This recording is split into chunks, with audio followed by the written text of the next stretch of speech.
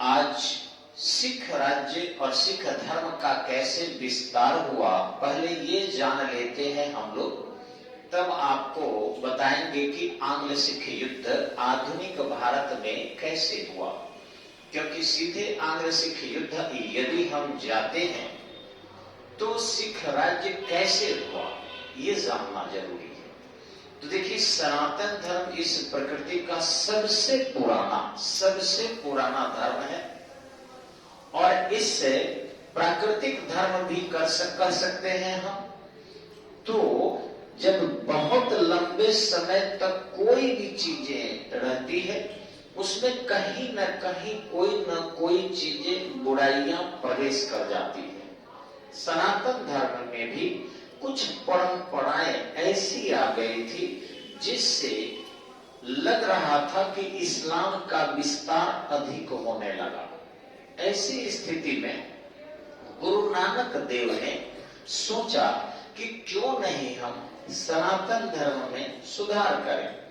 अर्थात गुरु नानक देव का उद्देश्य, कन्फर्म परीक्षा में ये मारिएगा, गुरु नानक देव का उद्देश्य कभी भी नहीं था एक नवीन धर्म की स्थापना करना। उनका उद्देश्य था हिंदू धर्म में ही समीचीन परिवर्तन करना, अर्थात सुधार करना। परंतु बाद के समय में जाकर यह धर्म एक धर्म का रूप धारण कर लिया। ये बाद के समय में हुआ, उस समय में नहीं हुआ। अब थोड़ा सा जल्दी हम लोग प्रतियोगिता की बात कर लेते हैं, क्योंकि डिटेल कक्षा आपको हम लोग जनरल में करेंगे। अभी हम लोग कॉम्पिटिटिव तक ही रहते हैं, विशेष समझाएंगे। देखेंगे कि ये जो गुरु नानक देव हुए थे, इनका जन्म 1469 में हुआ था। डेट याद कर सकते हैं, क्योंकि आपको 14 से 15 हो गया और 6-9 के जगह 3-9 तक रहे, तो 1469 से 1539 तक, तो 6-9-3-9 याद रहेगा आपको। और केवल यहाँ बढ़ गया आपको 14 से 15 हो गया। तो गुरु नानक देव का जन्म तलवंडी में हुआ था और इन्होंने सिख धर्म के प्रवर्तन नहीं किया, बल्कि शिष्य शब्द से सिख धर्म की बात की। बाद में ये धर्म का रूप धारण कर लिया और इन्होंने संगत और पंगत, संगत मतलब होता है धर्म सभा, ये शब्द जो है आपका, ये गुरु नानक देव ही शुरू किए थे। संगत मतलब होता है धर्म सभा, बैठकर किसी भी जगह चर्चा करना, सामाजिक जो बुराइयां आ गई है उसमें सुधार करने के लिए। और एक और चीज आता है पंगत। पंगत मतलब होता है लंगर पद्धति, पंक्ति में बैठकर समानता के साथ सब लोग खाना। आज जो जीतन राम मांझी एक प्रश्न उठाए थे, उनको ये उठाने की जरूरत नहीं थी। जो चीजें अब बुराइयां थी वो धीरे धीरे सामाजिक बुराइयां समाप्ति के कगार पर। अब ये कहना कि ब्राह्मण हम लोगों के यहाँ आते हैं, पूजा करते हैं, दक्षिणा लेते हैं और खाना नहीं खाते हैं, तो ऐसा कुछ भी नहीं। अब हर जगह हर कोई जा रहा है, हर जगह हर कोई खा रहा है। मुख्य मुद्दा है अब जाति का नहीं, मुख्य मुद्दा है अब सफाई का। जो भी साफ सुथरा हाइजेनिक स्थिति में रह रहा है वहां लोग खा रहा है। क्योंकि खाना तो तब जात के आधार पर रहता जब होटल नहीं रहती, दुकानें नहीं रहती। तो अब दुकान से खरीद के हम नमकीन खा रहे हैं, दुकान से खरीद कर बिस्किट खा रहे हैं। इसी ढंग से सुधा का दूध पी रहे हैं कि सुधा के दूध के लिए कौन कौन किन के घर से दूध जा रहा है ये कौन जानता। उसी दूध को पूजा में प्रयोग कर रहे हैं हम। तो ये सब अब कहना जीतन मांझी के लिए उचित नहीं था और इतना ज्वलंत मुद्दा अब नहीं रह गया है। अब समाज में सभी जाति के लोग बराबर है। अब एक ही अंतर है गरीब और अमीर का। अगर दूसरा बांटे तो शिक्षित और सरल समाजी लोग का। अशिक्षित मत कहिए, वो सरल समाजी लोग है जो शिक्षा को अभी महत्व नहीं दे रहे हैं। जिस दिन वो भी समझ जाएंगे शिक्षा से फायदा हो रहा है, उस दिन फायदा होगा। तो गुरु नानक देव भी इसे दूर करने के लिए इन्होंने पंगत पद्धति चलाई थी कि सब लोग हम बैठकर एक पंक्ति में खाएं। लेकिन उन्होंने ये नियमित नहीं, जब जब धर्म सभा कहीं कहीं होता था तो लोग एक साथ बैठकर और फिर खा लिया। ये रेगुलर लंगर नहीं था, लेकिन लंगर पद्धति ये शुरू हुआ था गुरु नानक देव के समय में। इसके बाद देखेंगे आप कि अंगद हुए, ये 1539 से 1552 तक लगभग 13 साल रहे थे। और इस दौरान उन्होंने गुरुमुखी लिपि, जो सिख धर्म की लिपि है या पंजाब की लिपि है, उसको उन्होंने जन्म दिया, जिससे वे अपने लोगों को कुछ शिक्षा दीक्षा दे सके, शिक्षा के महत्व को समझा। तत्पश्चात अमरदेव हुए। ये अमरदेव आपके लगभग 12 वर्ष तक गुरु रहे। और इस दौरान अकबर जो था इनके दरबार में गया हुआ था और यहाँ जाकर इनके पुत्री के नाम से अकबर कुछ जमीन दिया था। ये जो गुरु नानक देव थे ये आपके बाबर और हुमायूं के समकालीन थे, बाबर और हुमायूं के समकालीन थे। और अकबर ये तीसरे गुरु के यहाँ गया था, एक रात उनके यहाँ रहा भी था और इस तरीके से उनके आतिथ्य को स्वीकार किया। और एक छोटी सी बच्ची थी उनकी, उनके लिए उन्होंने खुश होकर और फिर कुछ जमीन दान में दे दिया था कि उसके राजस्व से तीसरे गुरु का जो है अपना आराधना और धर्म के प्रचार में खर्च किया जा सके। अब ये गुरु रामदेव हुए, रामदास देव हुए, जो 74 से लेकर और आपके 1581 तक रहे। ये अमृतसर शहर के संस्थापक माने जाते हैं। उनको एक नेचुरल प्राकृतिक बहुत बड़ा तालाब दिया था, बनवाया नहीं गया। ये अमृतसर जो तालाब है आज बना है, डिजाइन है, लेकिन ये प्राकृतिक तालाब है। ये अकबर दिया था और साथ ही साथ 500 बीघा जमीन भी उनको दिया था। ये 500 बीघा जमीन एक बृहद एरिया उस तालाब के आसपास का है। तो इस तालाब से वे बड़े पैमाने पर लोगों को स्नान करना और फिर गुरु नानक देव की आराधना करना वगैरह प्रारंभ किए। लेकिन स्वर्ण मंदिर बनाने का काम गुरु अर्जुन देव ने किया था।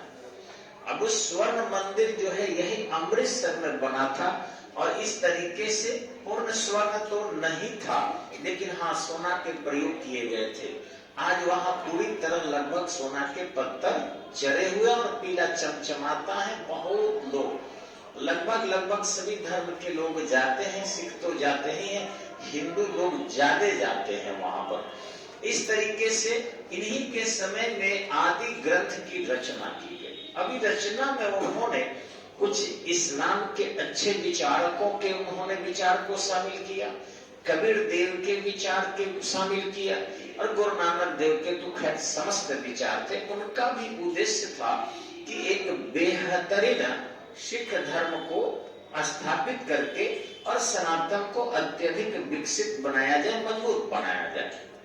लेकिन यहाँ देखेंगे कि जब वो ये काम कर रहे थे तो उन्होंने थोड़ा सा हथियार रखने की पद्धति को भी उन्होंने डेवलप किया। ये पहले ऐसे सिख गुरु थे जो सुख सुविधा का ध्यान रखना शुरू किए ताकि सुख सुविधा रखा जाए। और इन्होंने 10% राजस्व का निर्धारण भी किया। इन्होंने कहा था अर्जुन देव ने कि यदि कोई जितना कमाता है अपने आय का 10% यदि देता है तो सिख धर्म का उत्थान अत्यधिक होगा। और इस तरीके से सिख धर्म का उत्थान होने लगा, सुखप्रद जीवन भी जीने लगे और अपने साथ घोड़ा वगैरह भी रखने लगे, राजनीतिक हस्तक्षेप भी करने लगे। लेकिन इसी समय में अकबर की मृत्यु हो गई और फिर आपके जहांगीर जो है शासक बन गया। अब जहांगीर शासक बना तो जहांगीर को उन्होंने जहांगीर के खिलाफ, उसका एक पुत्र था जहांगीर का जिसका नाम था खुसरो, तो उन्होंने किया क्या कि खुसरो को मदद किया, सैनिक मदद। और यही कारण था कि जहांगीर ने गुरु अर्जुन देव का वध करवा दिया। पहले सिख गुरु थे, पांचवें गुरु गुरु अर्जुन देव, जिनके लोकप्रियता से और उनके राजनीतिक हस्तक्षेप से दुखी होकर और जहांगीर ने उनकी हत्या करवा दी। इसके बाद से शुरू हुआ आपको सिख और मुगल संघर्ष की। अब जब ऐसा हुआ तो जो हरगोविंद थे, इन्होंने विदेशी घोड़ा रखना भी प्रारंभ कर दिया, ताकि सिख आसानी से छोटे छोटे संघर्ष में सामना कर सके। और अकाल तख्त की इन्होंने स्थापना कर दिया। उसके बाद हरराय हुए, हालांकि उत्तराधिकार युद्ध में इन्होंने भी भाग लिया था। उसके बाद देखे होंगे हरकिशन देव हुए, इनकी अल्पायु में मृत्यु हो गई। ये तेग बहादुर भी कुछ उसी तरीके से।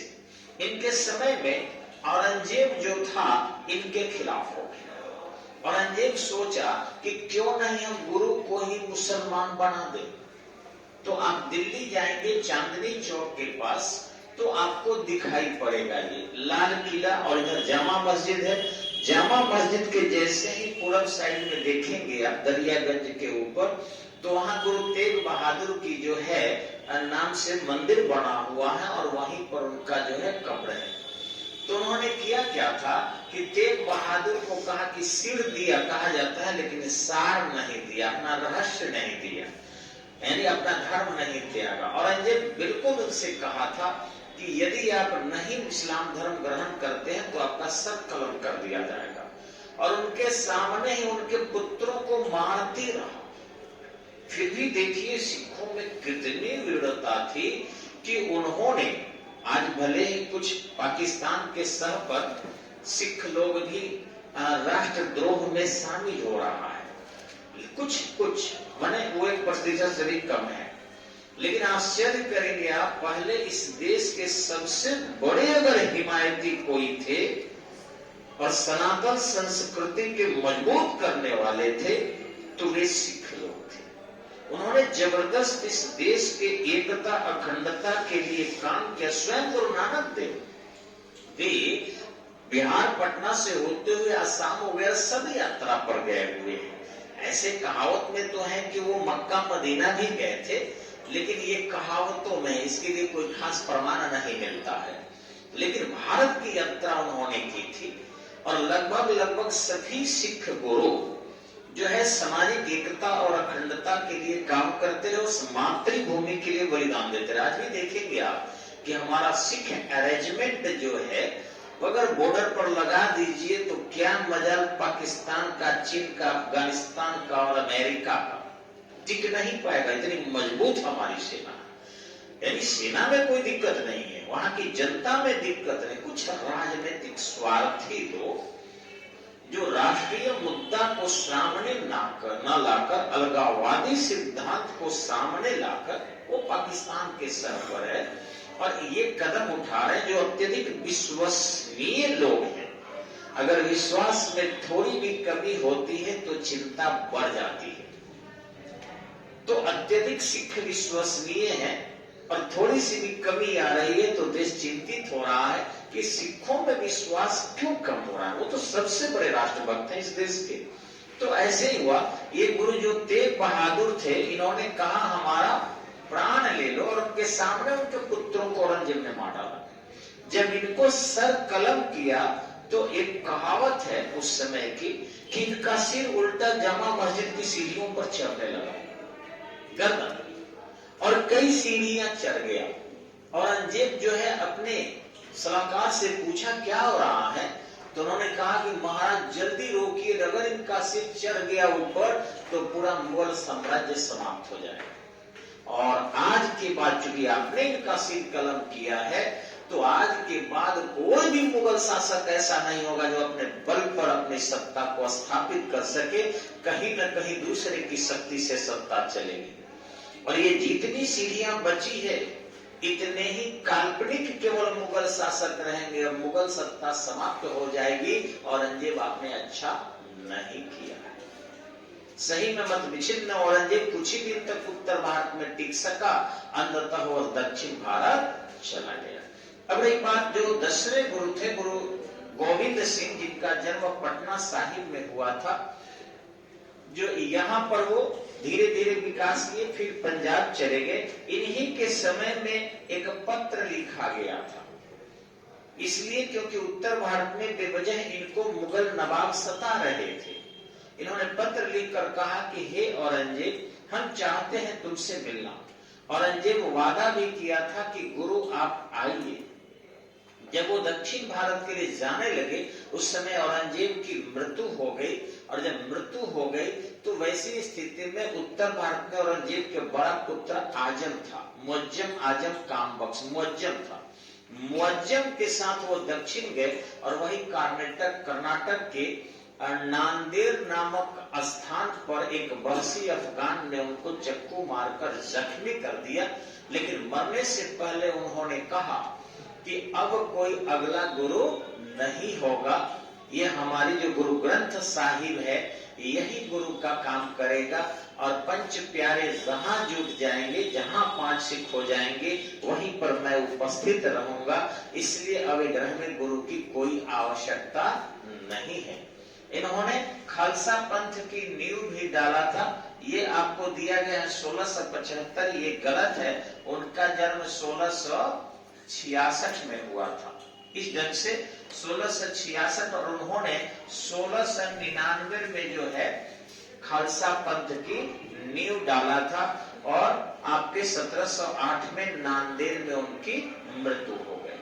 तो अब रहा बात, इन्होंने 5 कंकार दिया था, एक केस दिया था, केस को साफ करने के लिए कंघा दिया था। इन्होंने कहा एक कड़ा भी रखना चाहिए और एक कच्छा भी पहनना चाहिए, और बाद में उन्होंने कहा सुरक्षा के लिए एक कटार भी चाहिए। तो केस उन्होंने क्यों कहा था, शायद आपको पता भी होगा कि इससे ज्यादा जो है सुरक्षा होगी युद्ध में, चाहे किसी भी तरीके से। कंघा से आसानी से इसकी सफाई कर सकते हैं, कड़ा अगर हाथ में रहेगा तो एक पहचान होगी, और साथ ही कच्छा रहेगा तो कहीं भी हम लोग किसी भी हद तक युद्ध कर सकते हैं। वस्त्र कोई ये नहीं है कि अन्य जरूरी है, कच्छा को अनिवार्य का, क्योंकि नंगा धर्म कभी नहीं होना चाहिए। और बाद में कटार से उन्होंने कहा कि हम संहारक होंगे, और इस प्रकार अपने पंथ की, अपने राज्य की, अपने क्षेत्र की रक्षा और सुरक्षा कर सकेंगे। इन्हीं के बाद देखे होंगे कि प्रवर्ती मुगल में कई आक्रांता है, जिसमें नादिर शाह भी भारत में आक्रमण किया था। बाद में इनके शिष्य के रूप में बंदा बहादुर आता है, और इस तरीके से नादिर शाह आता है, अहमद शाह अब्दाली आता है। पूरा पंजाब का क्षेत्र बार बार विदेशी आक्रमण, नादिर शाह तो एक बार 1739 में आक्रमण करता है, लेकिन अहमद शाह अब्दाली 7 बार आक्रमण करता है। इन बार बार आक्रमणों से उत्तर भारत का क्षेत्र राजा विहीन हो जाता है, और अंततः जो है आपके वहां पर मिशन के माध्यम से, एक संगठन के माध्यम से राज्य चलाने की कोशिश होती है, जिसमें 12 मिशन होते हैं, और उन्हीं मिशन में एक सुकरचकिया मिशन है। उसी सुकरचकिया मिशन के होते हैं महाराणा रणजीत सिंह, और वही रणजीत सिंह जो अंग्रेजों के बाद तत्कालिक विश्व की दूसरी बड़ी शक्तिशाली सेना यूरोपीय पद्धति से सृजित करते हैं। लेकिन अफसोस वो अंग्रेजों से 2-2 हाथ नहीं करते हैं। पारिवारिक दुर्घटना उन्हें पक्षाघात के लिए बाध्य करती है। 1839 में वो नहीं रहते हैं, और इस प्रकार देखे होंगे आपस में ही संघर्ष हो जाता है, और बाद में अंग्रेज वहां हस्तक्षेप करते हैं। डलहौजी आता है और 29 मार्च 1849 को सिख राज्य को मिला लेता है। रणजीत सिंह के सबसे छोटे पुत्र दलीप सिंह को लंदन भेज दिया जाता है, और इस प्रकार सिख राज्य अंग्रेजी राज्य में मिला लिए जाते हैं। लेकिन ये तो मैंने शॉर्टकट किया था, अगले वीडियो में इसको हम बेहतरीन देंगे। तब तक के लिए नमस्कार, जय हिंद, जय भारत।